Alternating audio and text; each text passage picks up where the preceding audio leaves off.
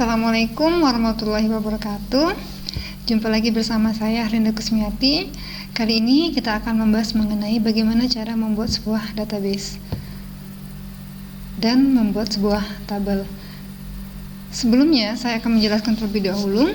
Perintah create itu merupakan perintah yang digunakan untuk mendefinisikan sebuah tabel dan sebuah database.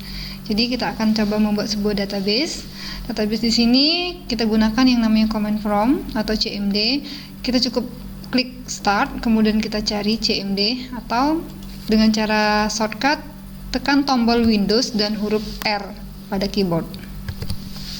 Kemudian kita klik OK. Oke, sebelumnya kita pindahkan terlebih dahulu partisi kita ke C, yaitu CD titik 2 kali garis miring titik 2 kali kemudian enter. CD di sini adalah artinya change directory.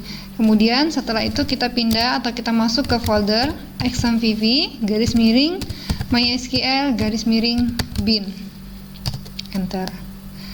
Setelah kita masuk ke lokasi folder bin, kemudian kita lakukan koneksi ke SQL server kita.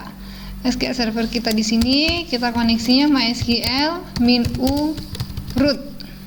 Tapi sebelumnya pastikan terlebih dahulu kalau untuk examvp kita itu udah posisinya aktif ya. Berarti kita coba cek terlebih dahulu. Examvp control panel kita buka. Kemudian setelah terbuka bisa kita cek di examvp control panel kita mysql-nya itu udah jalan ya. Oke, kalau dia sudah jalan kita tutup saja. Kalau belum tinggal kita klik tombol start-nya ya. Oke. Setelah itu langkah selanjutnya kita koneksi ke SQL Server dengan menggunakan perintah mysql -u root. -u di sini artinya username. Username-nya adalah root. Kemudian kita enter. Welcome to the MySQL monitor bla bla bla. Ini berarti kita sudah masuk ke SQL Server kita. Kemudian langkah selanjutnya kita coba melakukan pengecekan.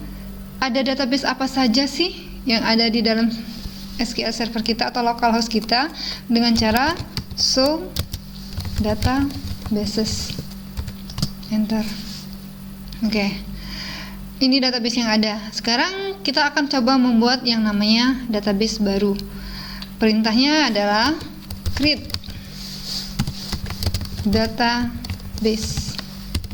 Nama databasenya apa? Misal kita akan membuat sebuah database baru dengan nama DB Academic. Titik koma, enter. Query, oke. Database dengan nama DB Academic telah berhasil kita buat. Setelah kita berhasil membuat yang namanya database, kita dapat membuat sebuah tabel yang tersimpan di dalam database. Sebelum kita membuat tabel, kita harus mengaktifkan terlebih dahulu database-nya dengan cara use. Database mana yang akan kita gunakan untuk membuat tabel? Kalau kita mau melihat kembali ada database apa saja, berarti kita gunakan show databases. Oke, masuk sudah ada DB underscore academic. Sekarang kita ingin mengaktifkan atau menggunakan database DB academic ini. Berarti perintahnya hanya use DB underscore academic. Titik koma, enter. Jika database DB Academic telah kita gunakan atau telah kita aktifkan, kita baru bisa membuat sebuah tabel yang nantinya akan tersimpan di dalam database DB Academic. Perintah untuk membuat tabel, create table. Nama tabelnya apa? Misal kita akan membuat sebuah tabel dengan nama TB mahasiswa, TB MHS. Kemudian create table, nama tabelnya apa? Langsung saja kita buka kurung di sini. Kita buat field-fieldnya apa? Misal fieldnya adalah NIM, nama, alamat, telepon. Lalu kita ketik NIM, tipe datanya integer, panjang karakternya 12, koma, nama, varchar, Tipe datanya varchar, panjang karakternya 15. Kemudian kita buat lagi alamat varchar, panjang karakternya 20.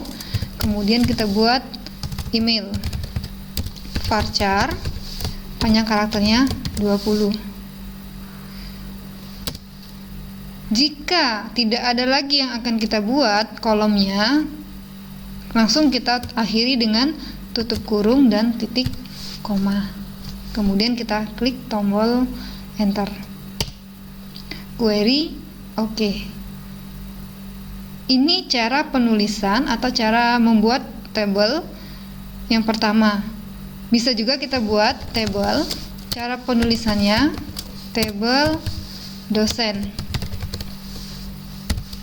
Buka kurung, kita kasih enter tanpa kita tulis ke samping. Kita langsung buka kurung, enter. Ada apa misal NIDN dosen, nomor induk dosen nasional, tipe data integer, panjangnya misal 10, koma, enter lagi. Nama dosen varchar, kemudian kita buat 15 atau 20, koma lagi, alamat varchar 20, koma lagi, email varchar, kita buat 20, koma lagi kalau ada yang ingin kita tambahkan lagi. Misal kita menentukan dalam sebuah tabel ada satu yang primary key yang bersifat unik seperti itu. Jadi koma lagi, enter, primary key. Buka kurung, yang mana yang menjadi primary key bisa kita buat adalah NIDN. Tutup kurung. Kalau tidak ada lagi bisa kita enter, kemudian tutup kurung dan titik koma. Kenapa saya lebih membuat perintah lebih ke cara yang kedua? Karena di sini saya terlihat untuk menghindari kesalahan dalam pengetikan.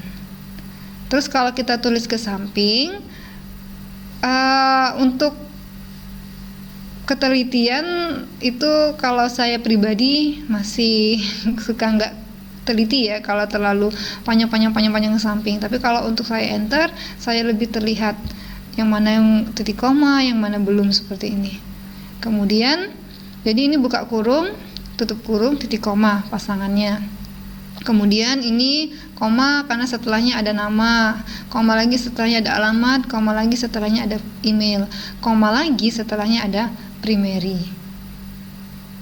Nah, setelah primary key tidak ada lagi komponen yang lain, maka langsung saja saya enter, nggak usah pakai koma lagi, pakai tutup kurung dan titik koma sebagai akhir daripada kode program. Kalau sudah, kita enter. Oke. Untuk dapat melihat tabel-tabel apa saja yang ada di database kita, seperti biasa, show tables, titik koma, enter. Terdapat dua tabel di dalam database akademik, yaitu TB dosen dan TB mahasiswa. Untuk memodifikasi untuk memodifikasi tabel itu kita dapat menggunakan perintah alter. Kemudian untuk melihat struktur daripada tabel yang telah kita buat, kita gunakan descript spasi nama tabelnya apa, TB underscore dosen, titik koma, enter. Descript lagi, TB mahasiswa, titik koma, enter. Ini adalah struktur daripada tabel yang telah kita buat. Create database, untuk membuat database, create database, nama databasenya apa, kemudian ada create table, nama tabelnya apa, itu perintah untuk membuat tabel.